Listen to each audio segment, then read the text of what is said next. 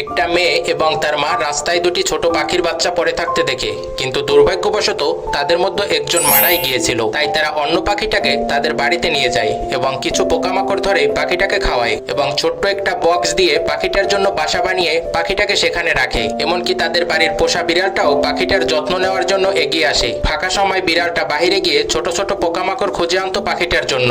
এসব কিছু দেখে তার মালিক খুবই খুশি হয়। মালিক এবং তার বিড়ালের যত্নতে পাখিটা ধীরে ধীরে বড় হয়ে যায়। কিছুদিন পরে পালকও গজায় এবং সময়ের সাথে সাথে উঠতেও শিখে যায়। সত্যি এরকম সুইট বিড়ালের জন্য একটা লাইক তো করাই যায়।